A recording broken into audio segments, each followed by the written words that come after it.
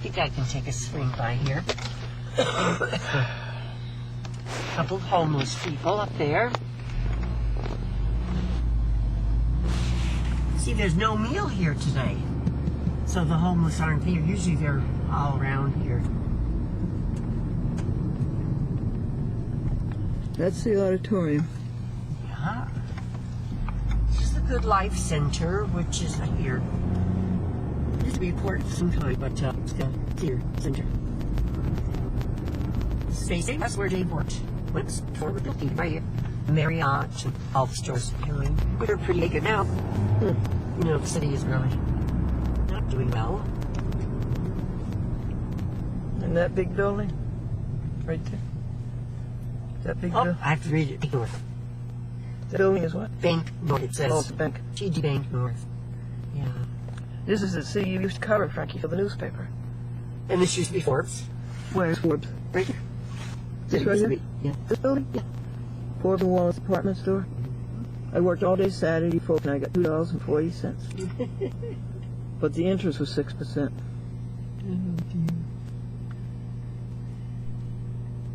Yep. Johnson's bookstore was over there. See the green? Yes. That was Johnson's bookstore. Is that out of business? Oh, yes.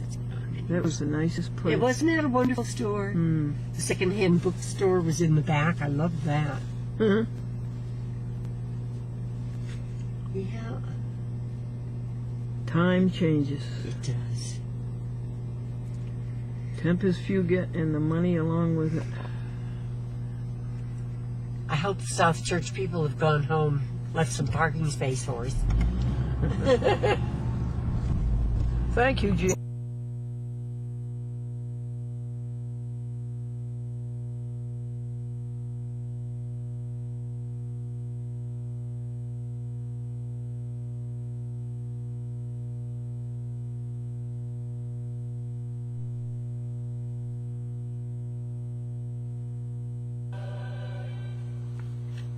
Pretty, isn't it? God's beauty, God's variety, God's creation, God's perfection, God's consummation. You know what day it is? It's the last day of fall. Tomorrow is the winter solstice. And the sun will seem to set, or rather rise, in the same spot for a couple of days. That's why they call it solstice, right? And then the days start getting longer.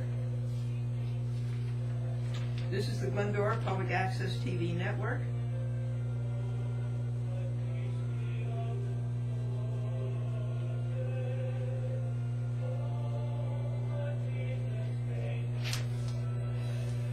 And I affirm confidently, as a matter of personal knowledge, that you judges lost. I listed the laws that you had broken. Can you imagine that? And the requirements of the constitutions, state and federal, that you failed. You had your chance to admit or deny. You didn't deny.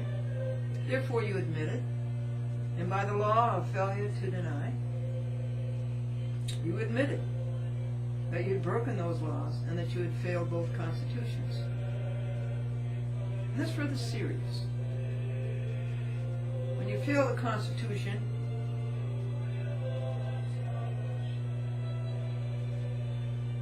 upon which you took an oath to uphold and support,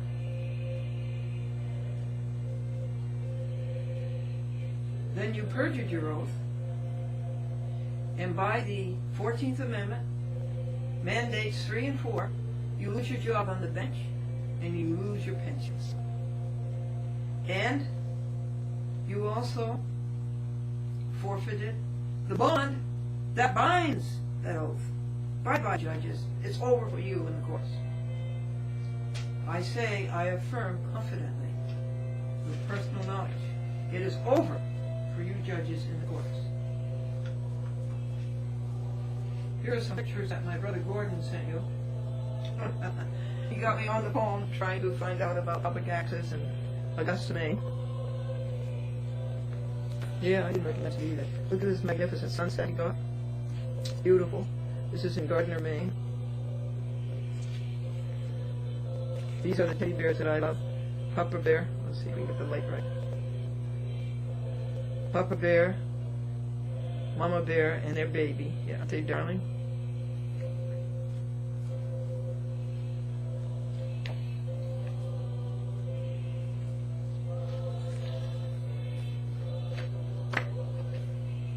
Another great shot of the sunset. Maybe it's a sunrise.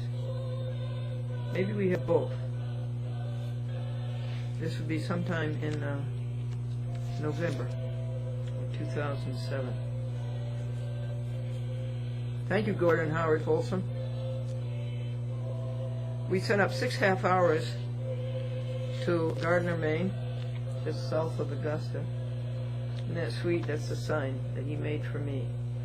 Welcome, Bunny. It's the bears welcoming Bunny. Daddy is out in the car, and he had Daddy out in the car with a seatbelt on.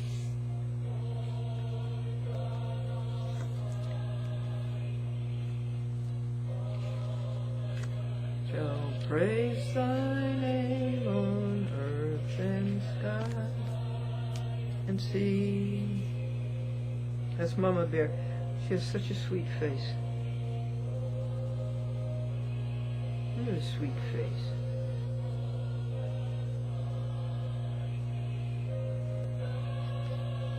In three persons, blessed Trinity. Mama Bear and Baby Bear in the sign. Welcome, Glennie. Welcome, Aunt Glennie.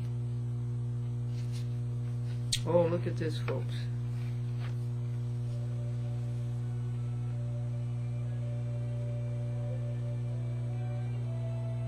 I can't tell if it's a sunset or a sunrise.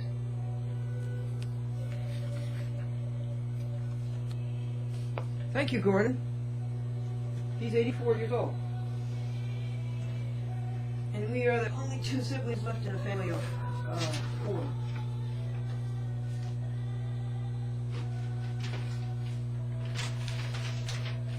A note to you. You that Jeffrey O'Connell lost. He's the Supreme Court judge, guardianship, the one who was Supreme Court Drive in Mineola, Long Island, and he lost. And I will take full credit for that, along with Andy McKenna, because we blasted all over the screen what Jeffrey O'Connell had done to Esther Barron, and he's still doing it. He's still stealing her money, but he's out. January 1st, there will be a new crook who will continue to steal Esther Barron's money. All she has left now is her co-op, whatever, in Great Neck, and it's worth about $400,000. It's 2-bedroom co-op in a great big apartment. So the evil guardian named Samuel Rousman and Samuel Rousman's lawyer are trying to, in Manhattan, are trying to get that away from her $400,000 co-op. And so that's been postponed until the new judge. And Annie McKenna, who was one of the greatest reporters and observers on public access in all media, was walking down the hall, and Rousman and his lawyer and a third person were in front of her, and she heard them say, "I wonder who the new judge is going to be. I wonder if it's Joel. Joel. Let's go downstairs and have a talk with Joel." The great Constitution of the United States of America.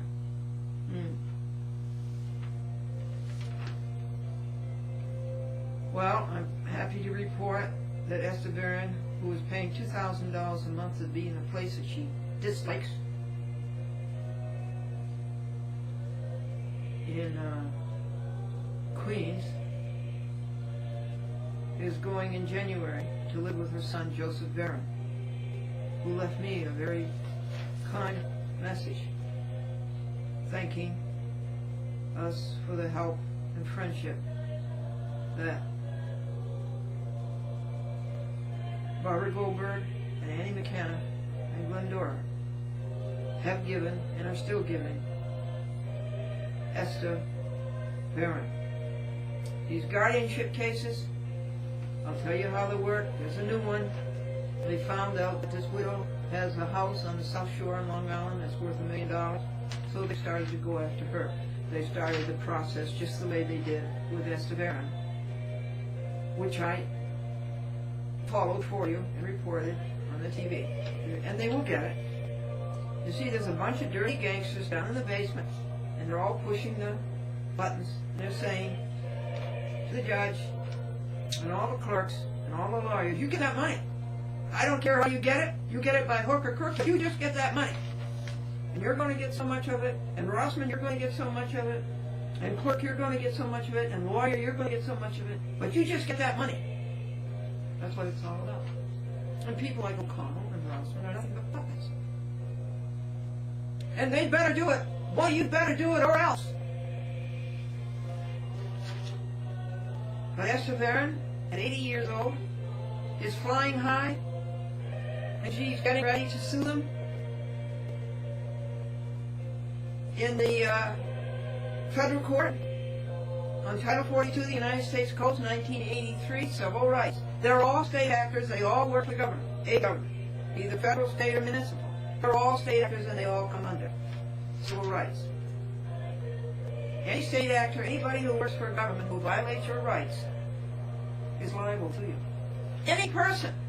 And don't give me this lie that judges are immune. Because I just quoted the law that said judges are not immune. Any person, any judge, any clerk, any lawyer, any police officer, any mayor, not immune. That's the law that says they are not immune. Now further, on the converse, you have this. Congress never made any law that judges are immune. So she's going after you, O'Connell and Rossman, and all of your accomplices. And she's going to sue them for $83 million in federal court.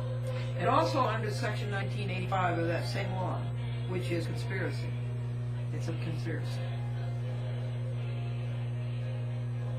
So judges lose, Glendora wins, justice wins, truth wins, righteousness wins, goodness wins. It's over for you judges. You're cheating, you're lying, and you're thieving. All lost. In all courts, federal, state, and municipal.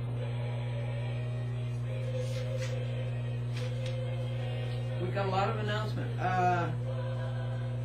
Glendora needs somebody in Riverhead or Southampton or Shelter Island to sign for her program. And we need that right now.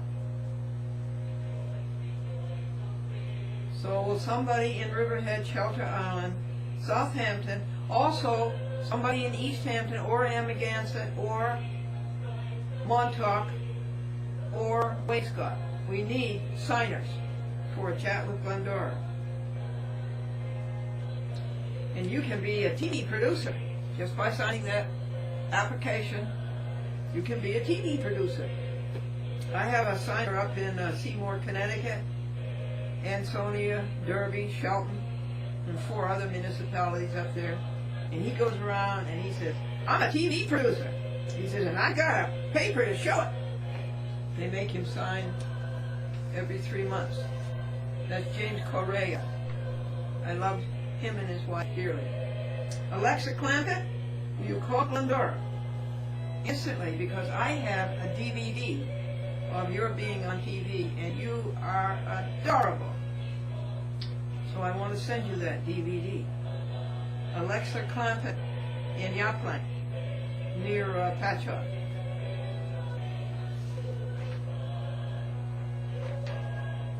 Oh, I know he lives. He lives.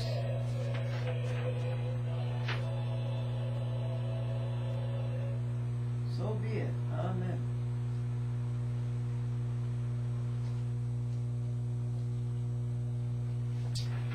sing this song to you.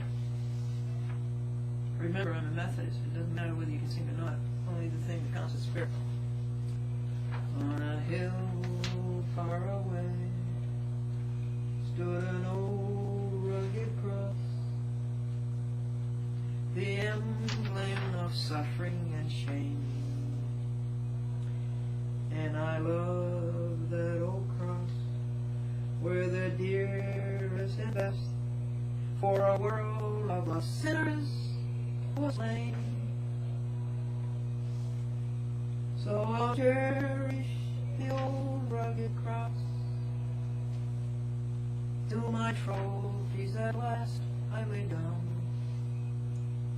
I will cling to the old rugged cross and exchange it someday for a crown. You've seen it happen. Who are the world of lost sinners? Who are they? The courts. And they were slain. And before you, I have laid down my trophies. And before you,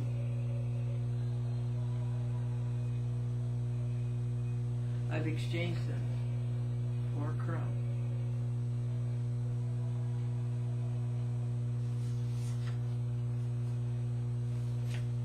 These are the rhododendron of last spring outside of my nephew's house. Stephen and Terry. Terry sent me this gorgeous creation by God. Thank you, Terry. Ellingwood, Folsom, whom you've also met, folks. Remember we had that lovely trip down Route 1 in Maine from, well, we started at Gardner and then down around Freeport or Brunswick. We went on to Route 1. We went all the way to Wells and met Jane Dean. And Jane Dean and I came back to you in New York. We adore the Beethoven.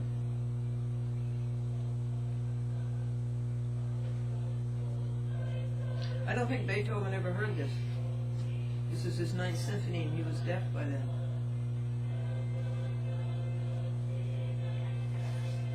Alright folks, I wrote this open-faced letter on a 9x12 envelope to 14 judges.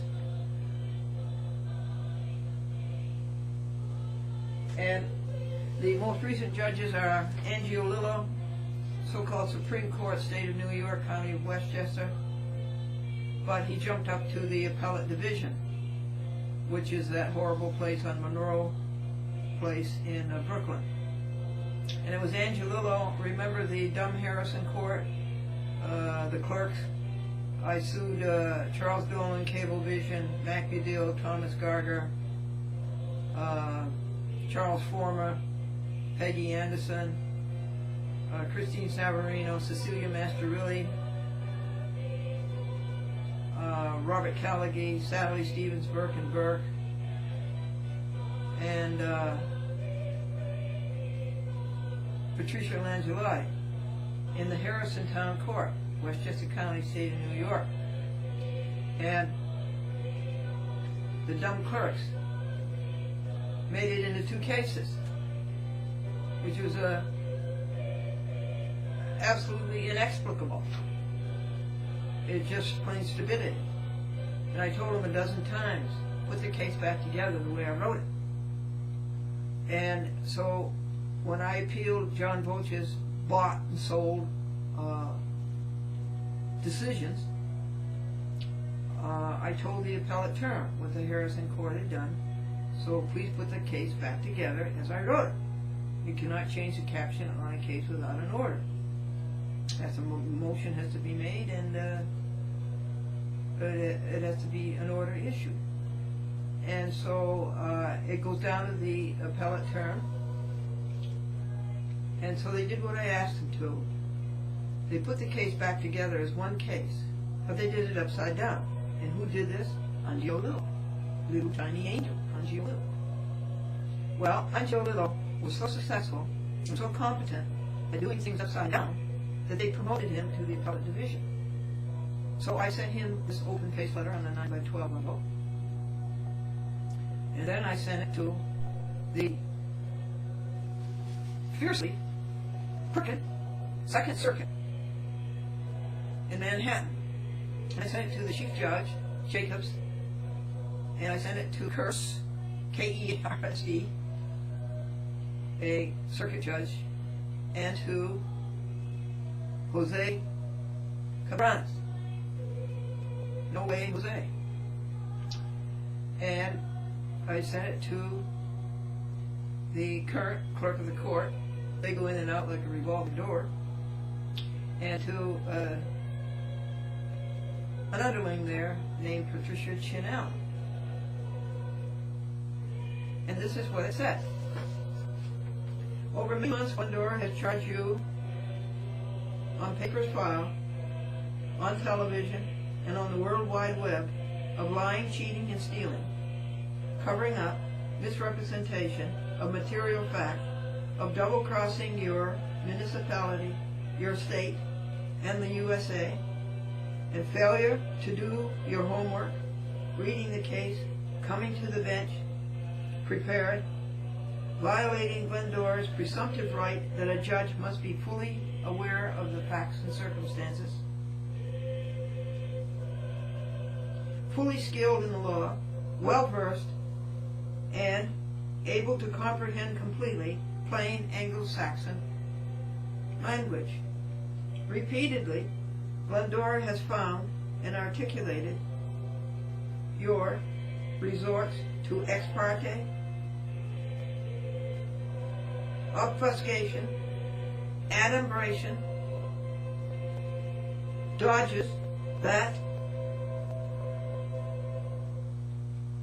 when pressed, explode into fugitivism and dictum, an odious violation of law, rules, statutes, and both constitutions, together with complete insensibility to Americanism, attachment and loyalty to the United States, its traditions, interests, ideals, surrendering to self-interest, ignoring public good. You blasphemed the First Amendment, the Fourth, illegal search and seizure, the Fifth, due process of law, the Sixth, Seventh, Ninth, and 14th. You shamelessly disregarded the New York State Constitution, Bill of Rights,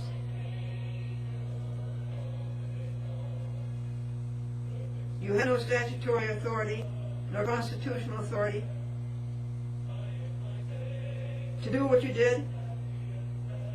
You failed at Title 23, the United States Code, 1654. Excuse me, that's not Title 23, it's Title 28. Pro se rights, and that Criminal Code, 18 United States, 1001, you covered up material fact by scheme and by trickery.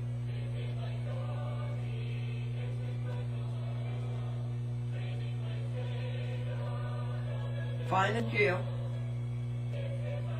You made a fool of yourself, doing things backwards, upside down, and wrong side out. Backwards, upside down, and wrong side out.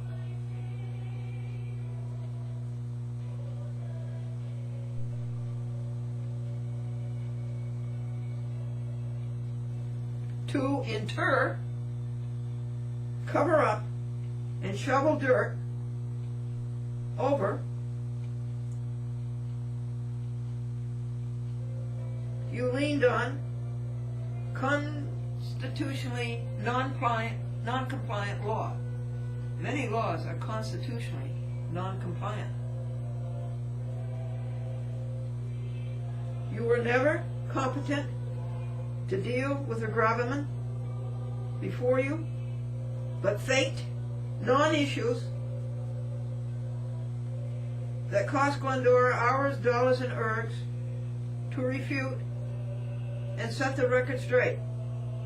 You failed your duty to uphold 18 United States Code.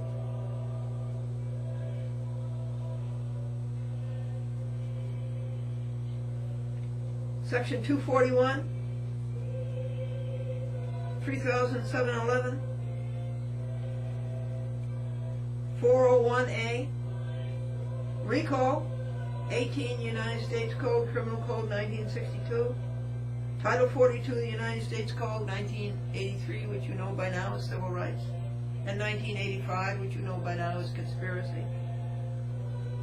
47 of the United States Code, Section 521 et sequitur, which is the public access TV law, listing our rights in public access TV.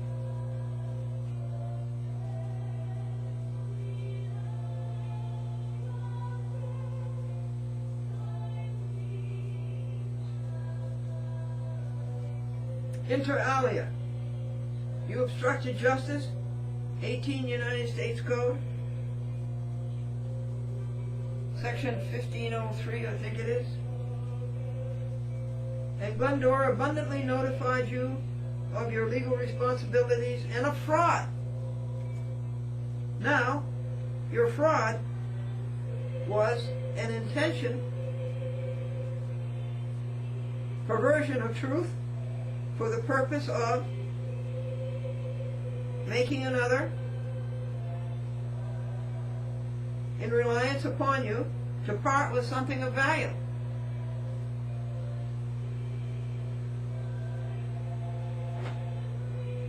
Thus,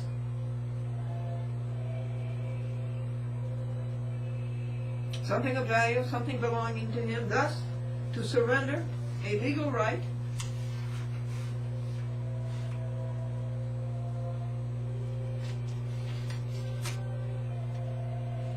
a false representation, this is what the judges did to people,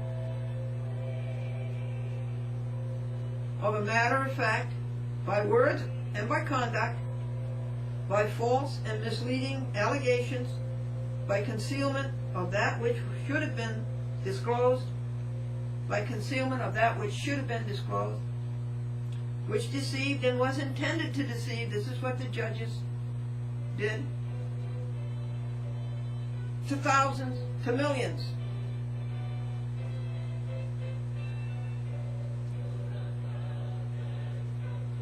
So that